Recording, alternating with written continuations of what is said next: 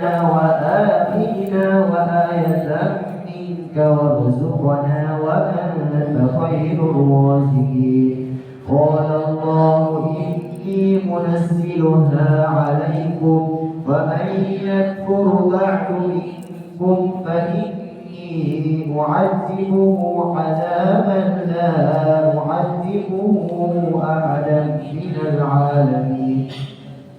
وإذ قال الله يا عيسى ابن مريم أأنت قلت للناس اتخذوني وأمي إلهين من دون الله قال سبحانك ما يكون لي أن أقول ما ليس لي بحق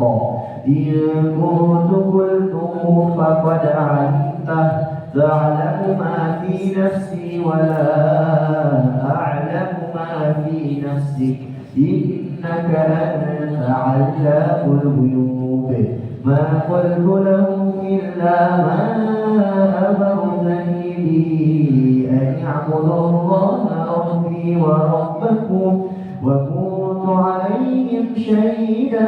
ما دمت فيهم فلما توفيتني كنت أنت الرقيب عليهم وأنت على كل شيء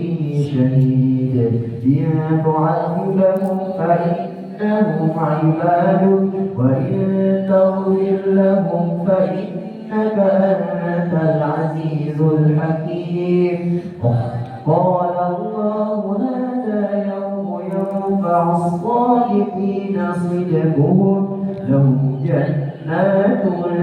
تجري من تحتها الأنهار خالدين فيها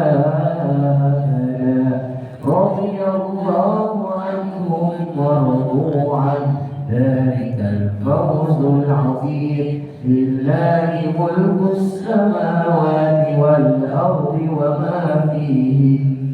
وهو على كل شيء قدير. بسم الله الرحمن الرحيم. الحمد لله الذي خلق السماوات والأرض وجعل الظلمات والنور ثم الذين كفروا بربهم يعدلون. هو الذي خلقكم من طين ثم قضى أجلا وأجل مسمى عنده ثم أنتم تفترون. وهو الله في السماوات وفي الأرض يعلم سركم وجهركم ويعلم ما تكسبون. وما تأتيهم من آية من آيات ربهم إلا كانوا عنها معرضين. فقد كذبوا بالحق لما جاءهم فسوف يأتيهم أنباء ما كانوا به يستهزئون. ألم يروا كم أهلكنا من قبلهم من قرن مكناهم في الأرض ما لم نمكن لكم وأرسلنا السماء عليهم مدرارا وجعلنا الأنهار تجري من تحتهم فأهلكناهم بذنوبهم وأنشأنا من بعدهم قرنا آخرين. ولو نزلنا عليك كتابه في قرطاس فلمسوه بأيديهم لقال الذين كفروا إن هذا إلا سحر مبين. وقالوا لولا أنزل عليه ملك ولو أنزلنا ملكا لقضي الأمر ثم لا ينظرون. ولو جعلناه ملكا لجعلناه رجلا وللبسنا عليهم ما يلبسون. ولقد استهزئ برسل من قبلك فحاق بالذين سخروا منهم ما كانوا به يستهزئون.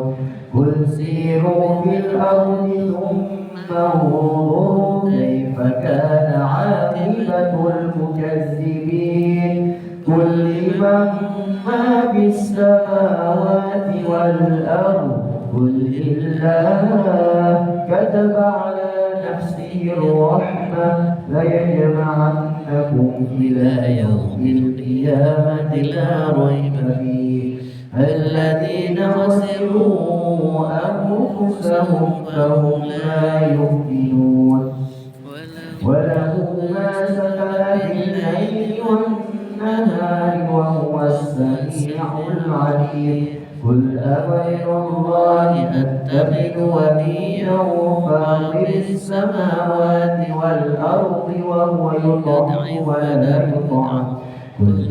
إني أمرت أن أكون أول من أسلم ولا تكونن من المشركين قل إني أخاف إن عصيت ربي عذاب يوم عظيم من يصرف عنه يومئذ فقد رحمه وذلك الفوز المبين وإن يمسسك الله بضر فلا كاشف له إلا هو وإن يمسسك بخير فهو على كل شيء قدير وهو القاهر فوق عباده وهو الحكيم الخبير قل أي شيء أكبر شهادة قل الله شهيد بيني وبينكم وأوحي إلي هذا القرآن لأنذركم به ومن بلغ أئنكم لتشهدون أن مع الله آلهة أخرى قل لا أشهد قل إنما هو إله واحد وإنني بريء مما تشركون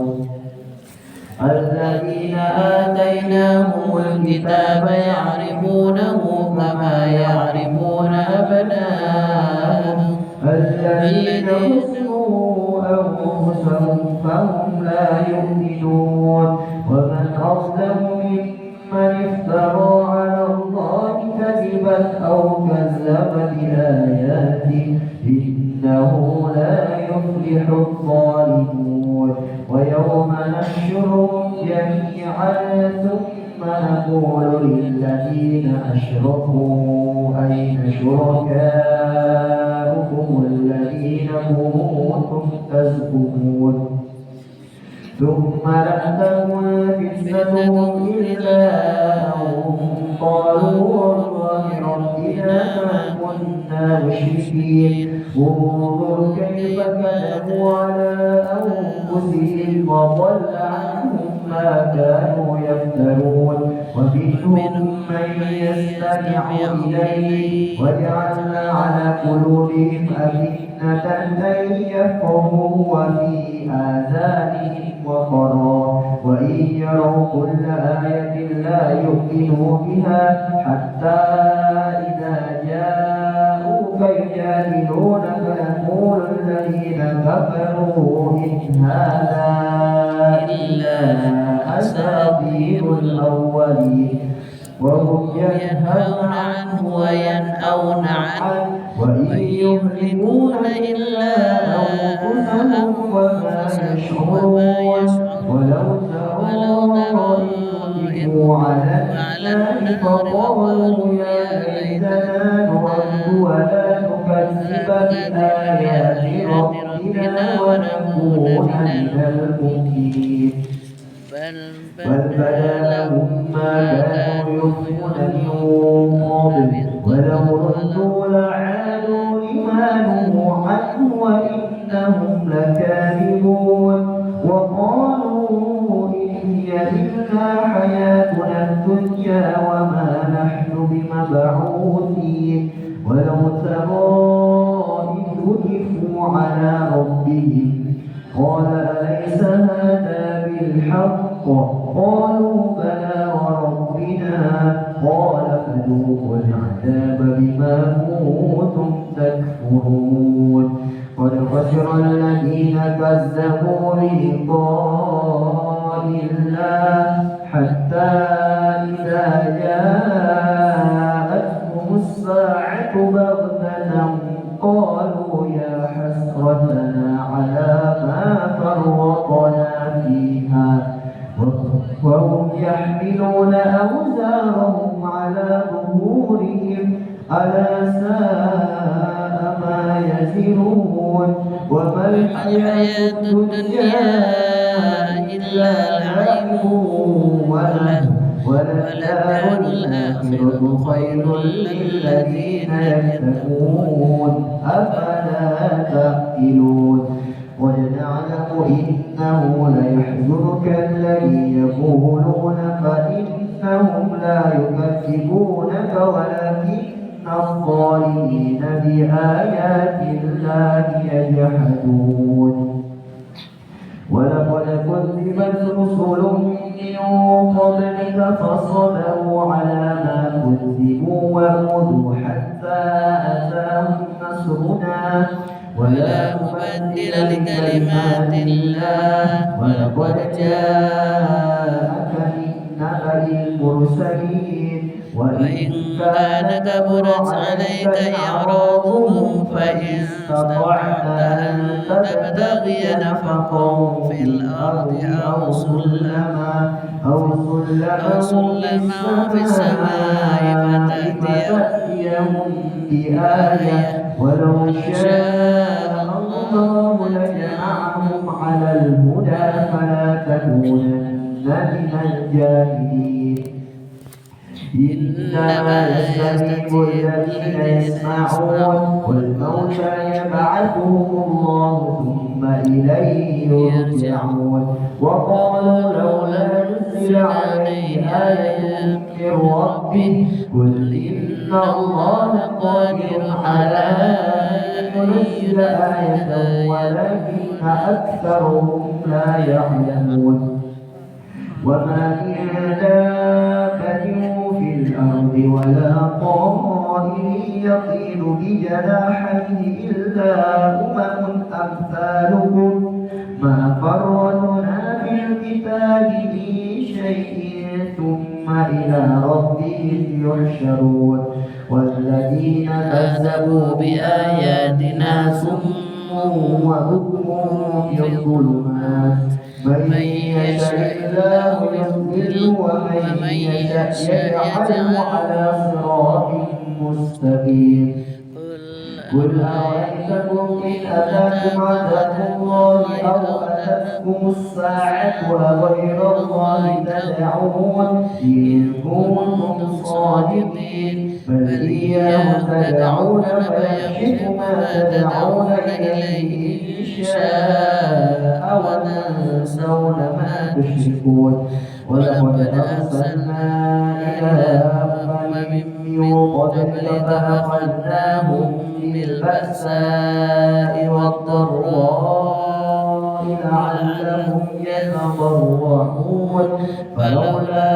إذ جاءهم بأسنا تضرعوا ولكن قست قلوبهم وزين لهم الشيطان ما كانوا يعملون فلما نسوا ما ذكروا به فتحنا عليهم أبواب كل شيء حتى إذا فرحوا بما أوتوا أخذناهم بغتة فإذا هم مبلسون فقطع دابر القوم الذين ظلموا والحمد لله رب العالمين قل أرأيتم إن أخذ الله سمعكم وأبصاركم وختم على قلوبكم من إله غير الله يأتيكم به انظروا كيف نصرف الآيات ثم هم يصدفون قل أرأيتكم إن أتاكم عذاب الله بغتة أو جهرة هل يهلك إلا القوم الظالمون وما نرسل المرسلين إلا مبشرين ومنذرين ومن آمن وأصلح فلا خوف عليهم ولا هم يحزنون والذين كذبوا بآياتنا يمسهم العذاب بما كانوا يفسقون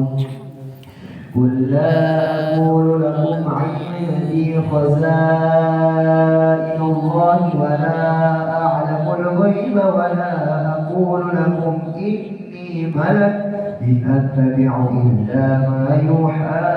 إلي قل هل يستوي الأعمى والبصير أفلا تتفكرون وأنذر به الذين يخافون أن يحشروا إلى ربهم ليس لهم من دونه ولي ولا شفيع لعلهم يتقون ولا تطرد الذين يدعون ربهم بالغداة والعشي يريدون وجهه ما عليك من حسابهم من شيء وما من حسابك عليهم من شيء فتطردهم فتكون من الظالمين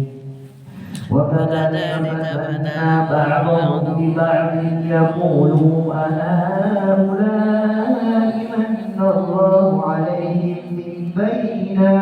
أليس الله بأعلم بالشاكرين وإذا جاءك الذين يؤمنون بآياتنا فقل سلام عليكم كتب ربكم على نفسه الرحمة أنه من عمل منكم سوءا بجهالة ثم تاب من بعده وأصلح فأنه غفور رحيم وكذلك نفصل الآيات ولتستبين سبيل المجرمين قل إني نهيت أن أعبد الذين تدعون من دون الله قل لا أتبع أهواءكم قد ضللت إذا وما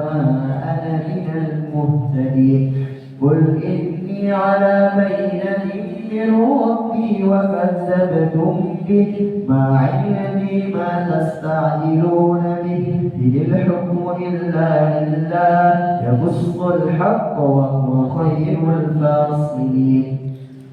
قل لو أن عندي ما تستعجلون به لقضي الأمر بيني وبينكم والله أعلم بالظالمين وعنده مفاتح الغيب لا يعلمها إلا هو ويعلم ما في البر والبحر وما من ورقة إلا أن يعلمها ولا حبة في ظلمات الأرض ولا رطب ولا يابس إلا في كتاب مبين وهو الذي يتوفاكم بالليل يعلم ما جرحتم بالنهار ثم يبعثكم فيه ليقضى أجل مسمى ثم إليه مرجعكم ثم ينبئكم بما كنتم تعملون وهو القاهر فوق عباده ويرسل عليكم حفظه حتى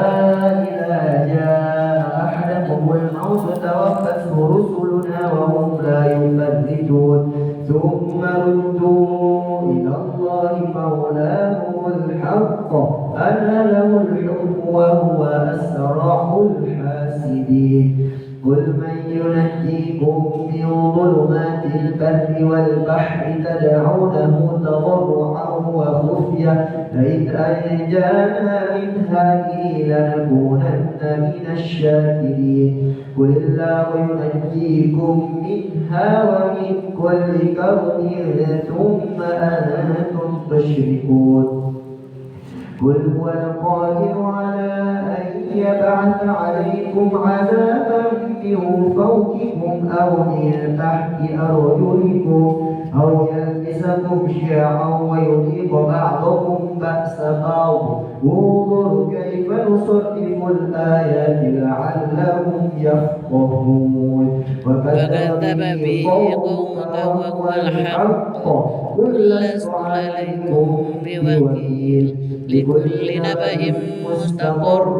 وسوف تعلمون وإذا رأيت الذين يخوضون في آياتنا فأعرض عنهم حتى يخوضوا في حديث غيره وإما ينسينك الشيطان فلا تقعد بعد الذكرى مع القوم الظالمين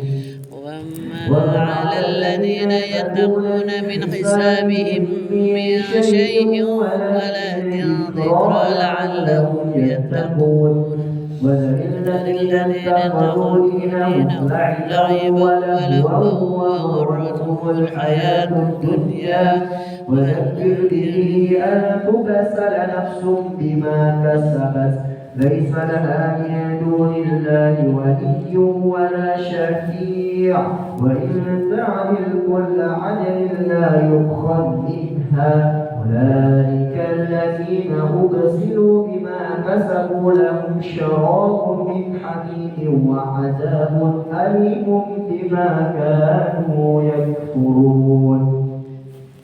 قل أندعو من دون الله ما لا ينفعنا ولا يضرنا ونرد على أعقابنا بعد إذ هدانا الله كالذي استهوته الشياطين في الأرض خيرا وله أصحاب يدعونه إلى الهدى قل إن هدى الله هو الهدى وأمرنا لنسلم لرب العالمين وأن نقيم الصلاة وهو الذي إليه تحشرون وهو الذي خلق السماوات والأرض بحق ويوم يقول كن فيكون قوله الحق وله الملك يوم ينفخ في الصور عالم الغيب والشهادة وهو الحكيم الخبير وإذ قال إبراهيم لأبيه آزر أتتخذ أصناما آلهة إني أراك وقومك في ضلال مبين وكذلك نري إبراهيم ملكوت السماوات والأرض وليكون من الموقنين فلما جن عليه الليل رأى كوكبا قال هذا ربي فلما أفل قال لا أحب الآفلين فلما رأى القمر بازغا قال هذا ربي فلما أفل قال لئن لم يهدني ربي لأكونن من القوم الضالين فلما رأى الشمس بازغة قال هذا ربي هذا أكبر فلما أفلت قال يا قوم إني بريء مما تشركون إني وجهت وجهي للذي فطر السماوات والأرض حنيفا وما أنا من المشركين وحاجه قومه قال تحاجوني في الله وقد هدان ولا أخاف ما تشركون به إلا أن يشاء ربي شيئا وسع ربي كل شيء علما أفلا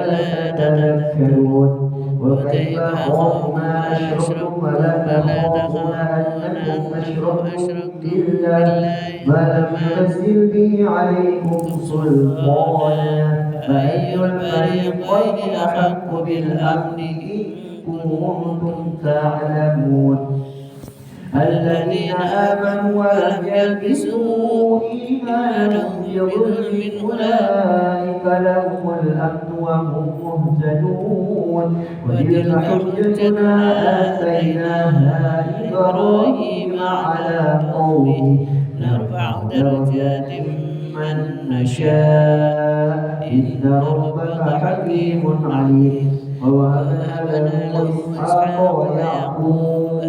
كلا هدينا ونوحا هدينا من قبل ومن ذريته داود وسليمان وأيوب ويوسف وموسى وهارون وكذلك نجزي المحسنين وزكريا ويحيى وعيسى وإلياس كل من الصالحين وإسماعيل واليسع ويونس ولوطا وكلا فضلنا على العالمين ومن آبائهم وذرياتهم وإخوانهم واجتبيناهم وهديناهم إلى صراط مستقيم ذلك هدى الله يهدي به من يشاء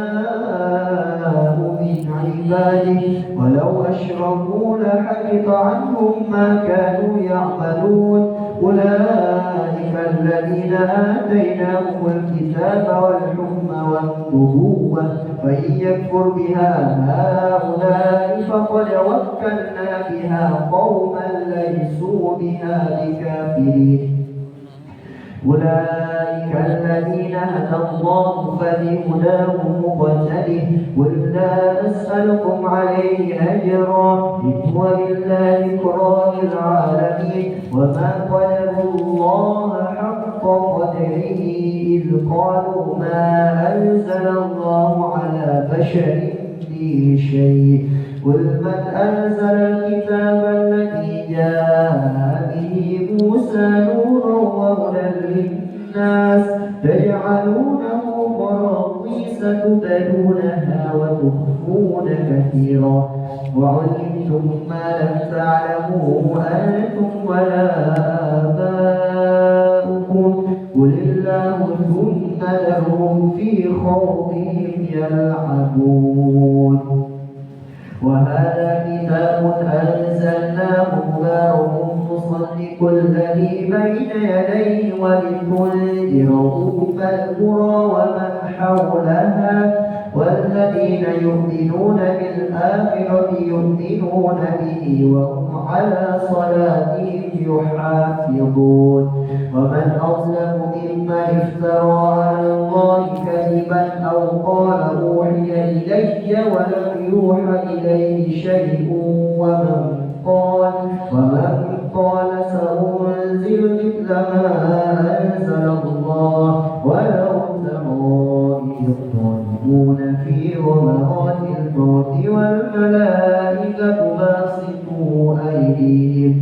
أخرجوا أنفسكم اليوم تجزون عذاب الموت بما كنتم تقولون على الله غير الحق وكنتم عن آياته تستكبرون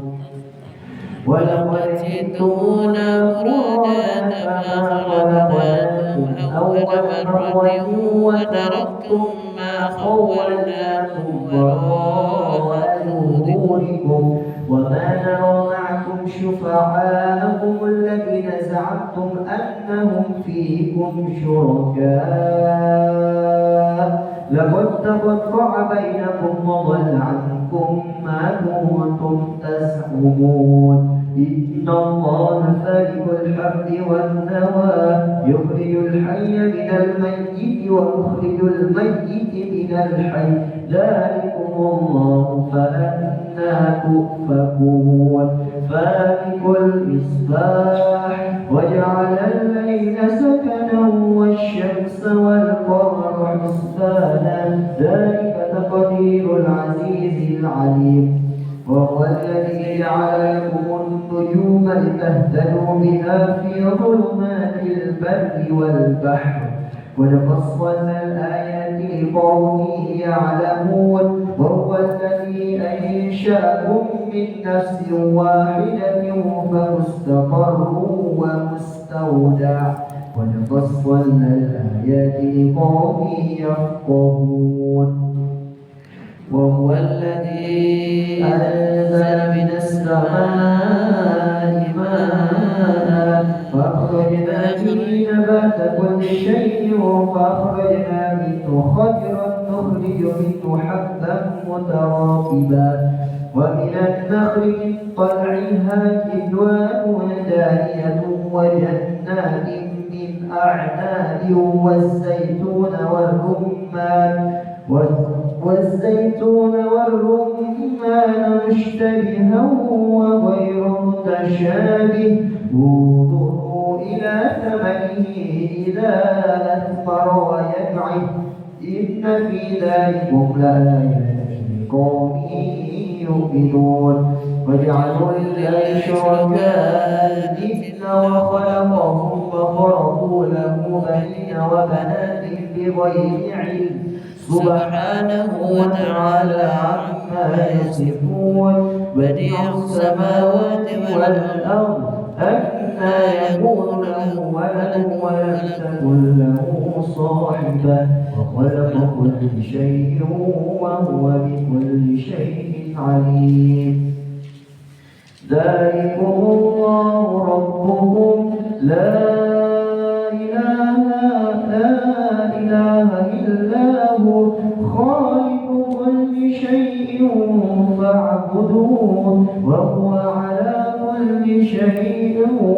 وكيل لا تدركه الأبصار وهو يدرك الأبصار وهو اللطيف الخبير قد جاءكم بصائر من ربكم فمن أبصر فلنفسه ومن عمي فعليها وما أنا عليكم بحفيظ وكذلك نصرف الآيات وليقولوا درست ولنبينه لقوم يعلمون اتبع ما أوحي إليك من ربك لا إله إلا هو وأعرض عن المشركين ولو شاء الله ما أشركوا وما جعلناك عليهم حنيفا وما أنت عليهم بوكيل ولا تسبوا الذين يدعون من دون الله فيسبوا الله عدوا بغير علم كذلك زينا لكل أمة عملهم ثم إلى ربهم مرجعهم فينبئهم بما كانوا يعملون وأقسموا بالله جهد أيمانهم جاءتهم آية يؤمنن بها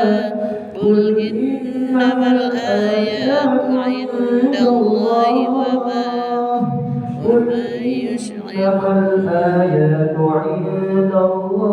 وما يشعركم أنها